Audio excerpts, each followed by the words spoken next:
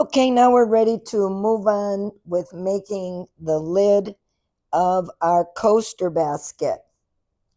So we are going to need to measure how big we want the top to be, the lid.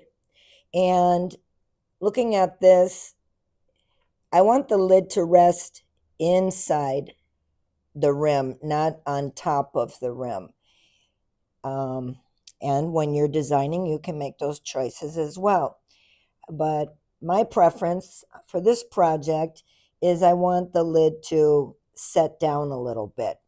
So we need to measure how big would that be. And you just take your tape measure and looking to the inside measurement, it measures about 16 and a half.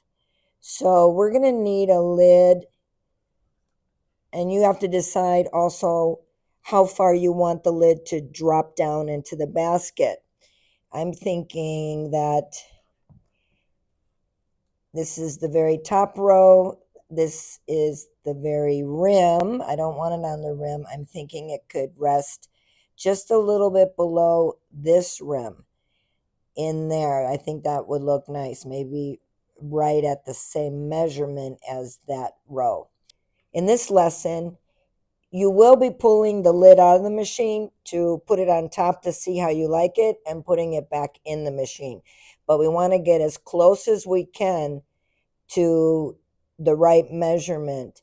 In fact, you might want to go a little bit big, and then you can take out some stitches and decide where it's going to end. 16 and a half is what I'll do. And let's see how that goes. So go ahead and get your rope ready. We're going to basically be making the lid is going to be like an oversized coaster. So that shouldn't be too hard. And I'm thinking to finish off our lid, we will put a little ball on there to be able to grab the lid and put it back on. So let's go ahead and build the base, a flat base of 16 and a half. Measure yours. Make sure you're, I don't know if we have the exact same size basket, but on my end, I'm going to do about a 16 and a half. So go ahead and get that ready. Okay, I have my lid on and it's fitting pretty good. It sets in. There's just a little bit of tightness and it does overlap a little bit here on top of there. So what I'm going to do is I'm going to go in and make an adjustment. This happens when you do baskets. As you can see, it fits in pretty nicely. It's just a little bit snug on this edge. So I'm going to go in here and just take a seam ripper and go in and just pull out some stitches. And that's what you'll do as well if you need to make an adjustment. Just be careful that you don't get caught up inside the braiding of your rope and tear that open.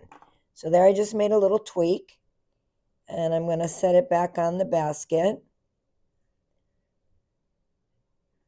And this would be cut off and we'd put a tab on. I think this is pretty good. It could maybe go just a touch more because I do like it that it's easy to set in inside the basket and it kind of makes it tight. So I'm going to take out just a couple more stitches. And you'll find that this happens when you're building your collections with different rope.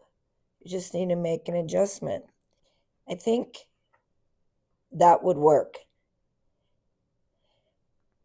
That would work. It fits on nicely. It doesn't have too much sticking up on the top. I'm liking that it's laying right in there. And I will be cutting it off at this mark here. And then we'll move on with the finishing touches. So I'm going to stitch here to make it secure but not obvious.